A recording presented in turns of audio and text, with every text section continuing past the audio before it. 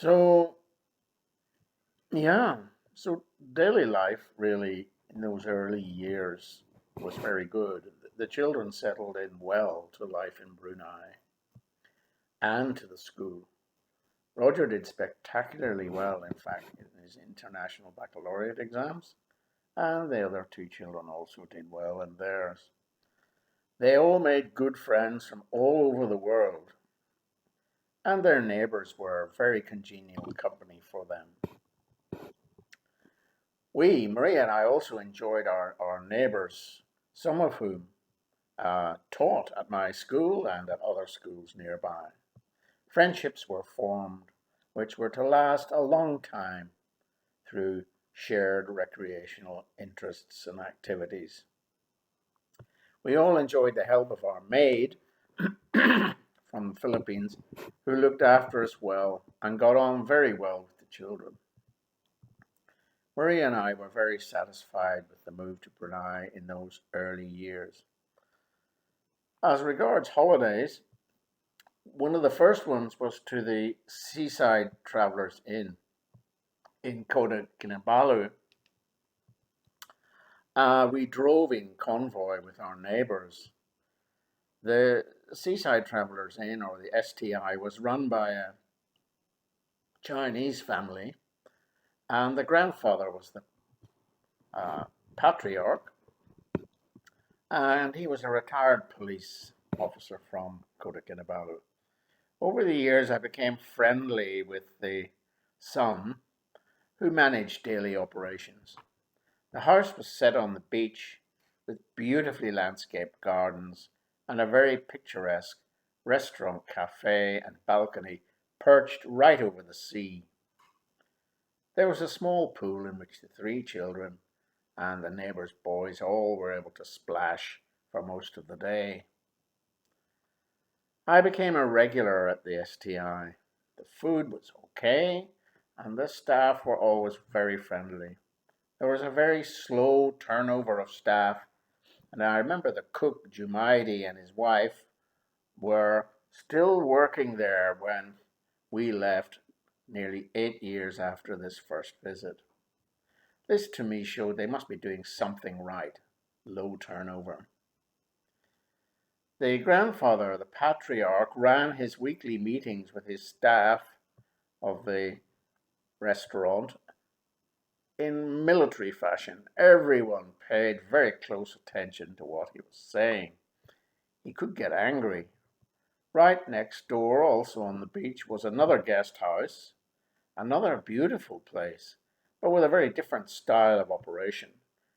The latter was run by an Australian and his Malaysian wife, and there were little ponies in the stables and even Australian sheep wandering around, but there was a different style of management. The manager could be abrasive, uh, sometimes, reminding me of the teaching in the language colleges in Australia. I often saw her dealing with her local staff in a kind of a rude way, uh, even within the earshot of guests, and that was embarrassing for me. I didn't seem to see many people at the place. I'm not sure how they made any money. The staff turnover was very high, and there were different faces every time I went. On the other hand, all the rooms, although the rooms at STI were not as good, I think, as this one next door, uh, the STI was always very busy. Over the years, when I came to do my doctoral dissertation, I bought a laptop and did a lot of it at the SDI in Kota Kinabalu. In latter years, I discovered a rapid route via Labuan and Minombok, taking a ferry, speedboat, and bus. I could do that journey in about 5 hours.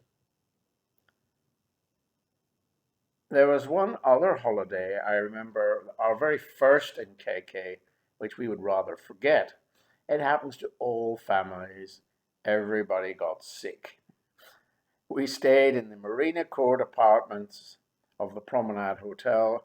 Everyone was sick, but Yeah, I escaped. The rooms were awful, narrow with no cable TV, and our children were not impressed. The weather was wet and windy, and we ended up cutting the holiday short and going home.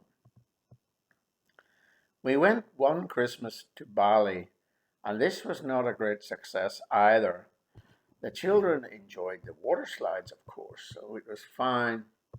But the apartment we stayed in was rather too expensive for me, and I couldn't stop thinking about the expense. Also, we had a misadventure with a company that was selling timeshare properties when we were there. I'll never forget it. We went into a travel agent, and then coming out of the travel agent, we were whisked off the street by a pair of smiling snakes, locals who were shouting at us that we had won a prize. Gullible as ever, when we got inside, I was offered a share in timeshare properties for quite a lot of money. The Englishman who sold us this timeshare was very convincing, and I swallowed the bait. Oh, anyway, this was the second year, and for the first time in our married lives, we had really saved a few $1,000s.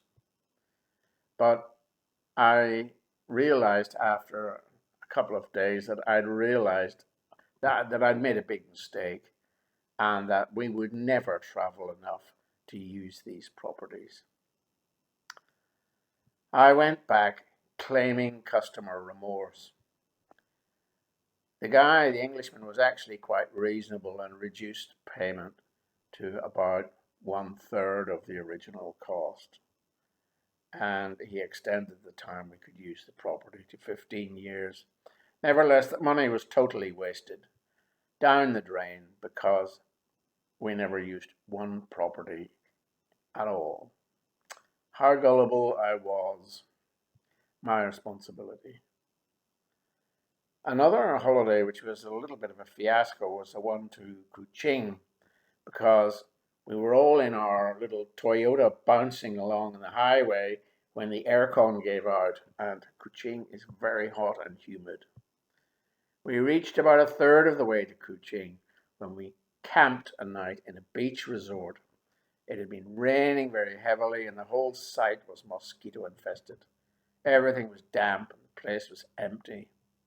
It rained and rained, so we decided to go back to Miri and catch a plane because Rog was coming to meet us in Kuching from Cornell.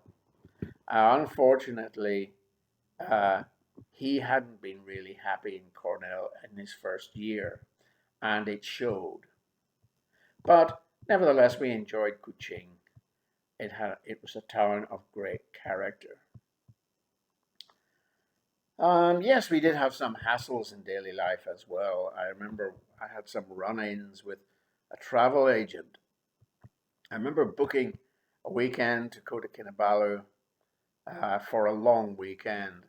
The agent was offering a 2-night, 3-day package.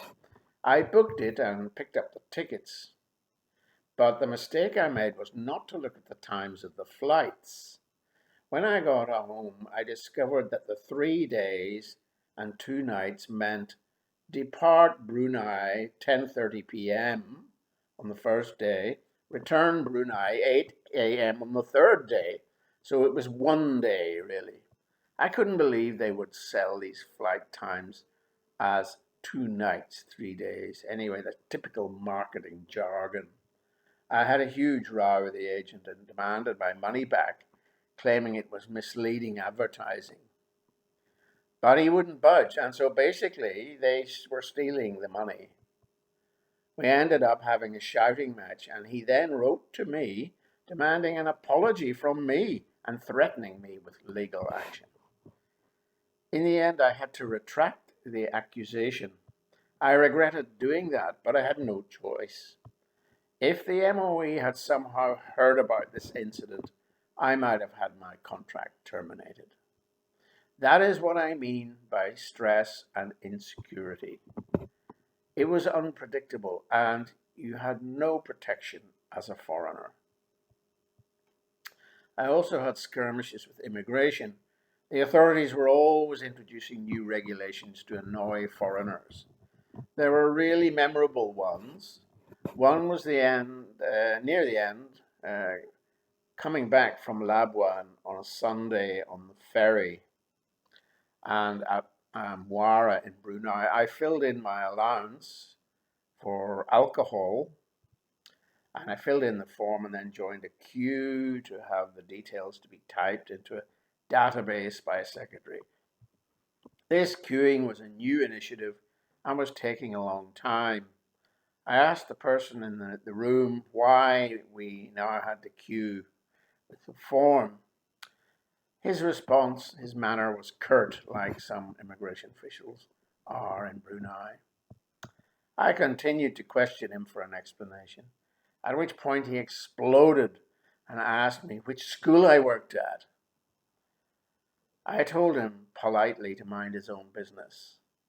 This went on, though, for several rounds, and I was very close to getting into serious trouble with him. I suppose I knew I was near the end of my contract and he couldn't really cause trouble for me. The second occasion was when Maria was coming back from Mexico to Brunei. She arrived at the Brunei airport at 2 a.m., having traveled halfway around the world from Veracruz to Mexico to Los Angeles, and they'd had a delay of 24 hours in Los Angeles, then to Singapore, and finally to Brunei. The whole journey had taken about 3 days because she'd had this delay. Well, when she had been departing Brunei on this trip, the airline clerk had actually alerted us to the fact that her re-entry pass was out of date. So when Maria was in Mexico, I had this checked out with CFBT, and they said there was no problem because Maria had a dependent pass on me. And on her return to Brunei, I was assured she would be issued a special pass in Brunei and would then be asked to get the re-entry pass renewed within a few days of her arrival in Brunei. So no problem. But when she arrived from Singapore, I could see there was a problem. I was standing at the doors outside. An official was remonstrating with Maria and ushering her to the side. I could see the angry body language. This was enough for me. So I burst in through the doors and I accosted the official. He told me he wanted to send her back to Singapore. I said no, and that if she went, then I would go with her. And anyway, there was quite a prolonged altercation in this vein, and eventually Maria was taken aside and given a special pass. The next day, CFBT were given an apology by immigration. The officer had not followed the correct procedure.